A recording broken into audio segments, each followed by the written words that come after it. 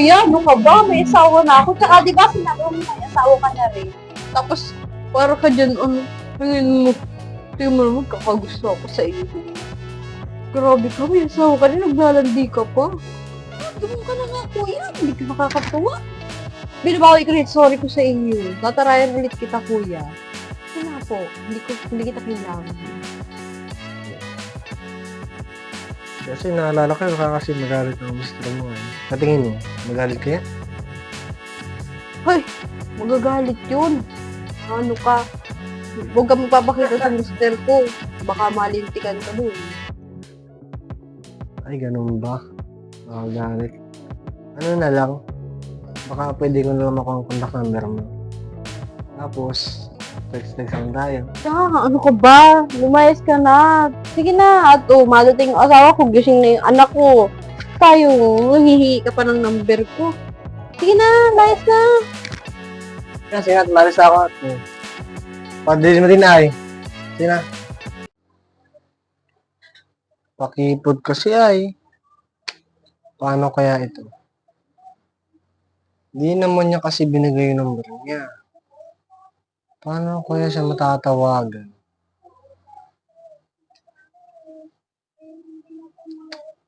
Ay! Alam ko na. Meron nga pala siyang Xerox copy nung ano niya, papilis niya, yung mga information niya, nandun. Yun. Makakuha nga.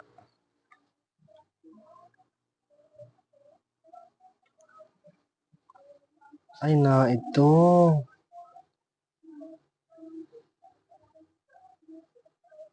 Ito pala. Sana sagutin niya. Tatawagan ko.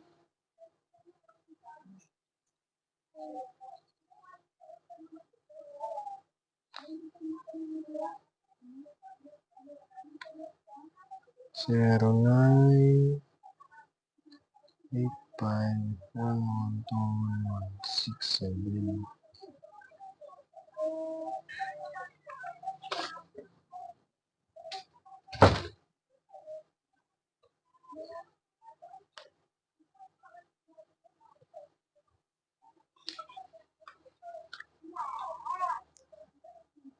Ring na. Sagutin mo, please.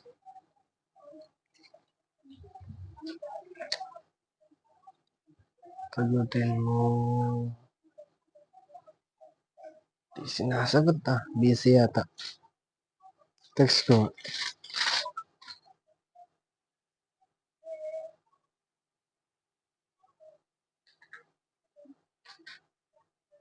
Hello.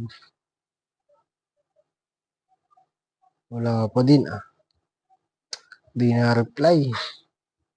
Tuwang kulit.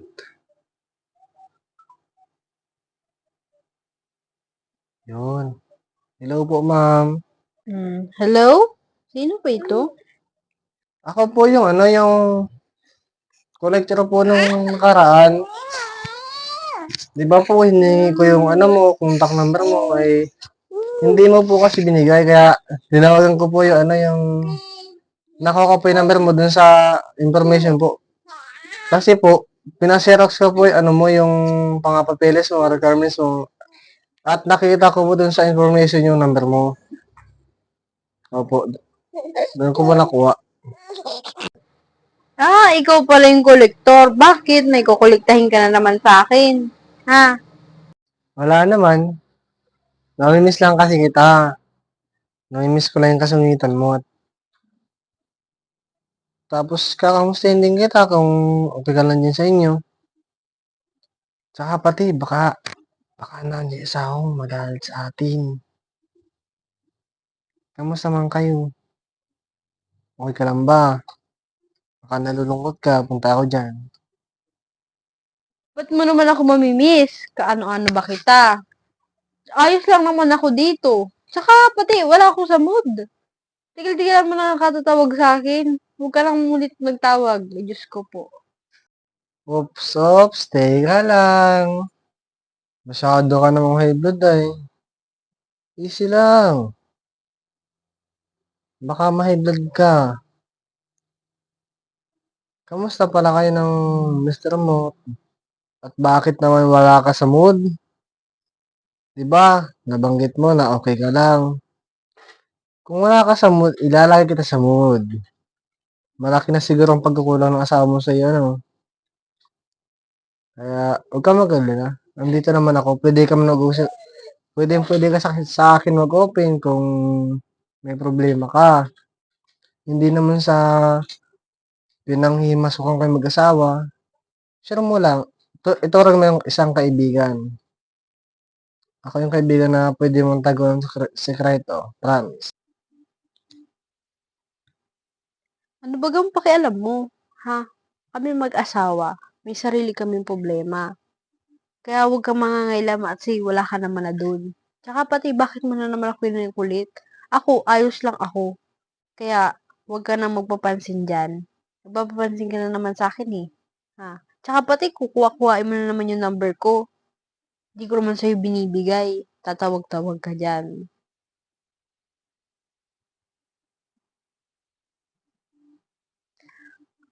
Ay nako, ang kulit mo baga talaga ano? Ganyan ka ba talaga kakulit? Hindi mo ba naintindihan may asawa ako? Wala ako sa mood pati ngayon kasi buwisit ako sa asawa ko, ha? Magkaaway kami. Kaya huwag kang magpapansin ngayon. Wala ako sa mood para makipag-ano sa iyo, ha? Makipag-usap sa'yo. Ay, ba't naman ganyan ka sa akin? Ang sungit mo talaga, May. Buti na, buti na lang tumagal yung asawa mo sa'yo ng ganyan. Kaya siguro, hindi ka na inuuwi ng asawa mo, ganyan ka eh. Tsaka pati, pwede ka bang malaman yung problema ninyo? Okay lang sa iyo. Promise, hindi ka pagkakalat. Atin-atin lang to. Tsaka pati, tayo lang magkausap sa cellphone natin, wala kang mag-usap ko. Wala makakarinig, wala ebidensya. Sige na. Anong karapatan mo para sabihin ko yung problema ko sa iyo? Ha? Hindi naman kita kaano-ano. Tsaka pati, nagigichismis ka lang eh. Naiinis ako. Alam mo bakit? Huwag mo nang pagpara sabihin yung pangalan ng asawa ko. Yung asawa ko kasi. Nag-iinis ako doon. Ha? Pwede ba? Huwag ka mag-open ng salita dyan na hindi na nakakatuwa. Sige na nga. Masungit mo naman. Sige na, di na mangilam sa inyo. Pero, Valentine's, di ba? Baka pwede na magkita. Mag-meet up tayo sa isang place na tayo lang para makapag-usap tayo ng maayos. Ang hirap kasi sa cellphone. Malay mo. Baka makakita pa pati yung asawa ko. Nandito pati yung asawa ko eh. Pero wala namang ano tong tawagin natin. Wala namang something to. Ako ko na lang sa iyo. 1, 2, 3, play. Aba, makikipagkita ka pa sa akin. Di ba nabanggit mo may asawa ka na? Bakit hindi yun na lang i-date mo? Ha? Oo, may asawa ako. Kung magulo naman kami, o wala naman akong kadate sa Valentine's Day, hindi mo na problema yun, di ba? Kasi meron kang kadate. Ha? Tsaka pati bakit ako makikipag-date sa'yo, hindi pa naman kita gaanong kilala. Nakita lang kita nung naningil ka dito. Ha? Bakit naman gayaan ka? Parang ang landi-landi mo naman masyado. Ang sakit naman sa di naman. Gusto ko lang talaga makipagkaibigan sa'yo. Wala man akong ibang intensyon, kundi makipagkaibigan lang. Gusto ko lang maging close tayo sa isa't isa. Kasi gusto kong matanggal ng pagiging masungit mo. Malay mo, sa balang araw, magkita tayo. Para kung sana magkita tayo, di naman susungitan. Diba? Patay. Gusto mo naman pala makipagkaibigan. Paano kung hindi kita susungitan? Eh kung ano-ano na yung mga sinasabi mo sa akin. Namimilsungal ka naman na masyado eh. Ang dami mong gustong malaman. Chismoso lang, ha? Nagpapakachismoso ka ay. Bakit mo pati ako tinatawagan ng ganito? Tsaka pati, bakit masyado kang, ano, OA, di ba may asawa ka, may asawa ako. Tapos gayaan yung sinasabi mo sa akin. Hello, ano ka ba? Ako, kahit may kaaway kami ng asawa ko, kontento ako. Ewan ko lang sa'yo. Mga landi ka yata. Aray ko naman. Kakadalawang beses ka na yan sa akin. Hindi ako malandi. Gusto ko talagang makipagkaibigan sa'yo. Ako, mahal ko ang asawa ko. Walang iba, siya lang ang mahal ko. Tandaan mo yan ah. Tandaan mo po yan, ma'am. Tadak mo pa yun sa kaputi mo. Sige na, sorry na. Sabi ako ng malandi. Paano naman kasi? Kung ano na lang tanong ang sinasabi mo sa akin, ang emotional ka na. Oh, sorry na ha. Sorry na. Oh, wala sorry sa'yo.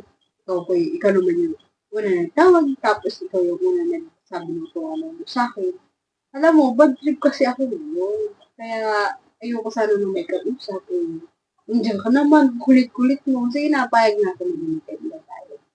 Pero, yun, sana hindi ka na magtatanong ulit ng mga kung ano. Lalo na pag ayaw ko pag-usapan, ha?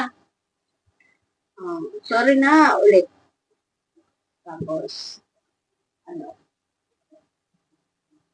save ko na lang tong number mo para pag may problema naman ako or may kailangan ako. Diba, sabi mo, pag kailangan, tawagan mo tao. Hindi na, mamaya na lang tayo mag-usap. Sige na. Bye-bye. Pag may kailangan ka, tumawag ka na lang. Sige na.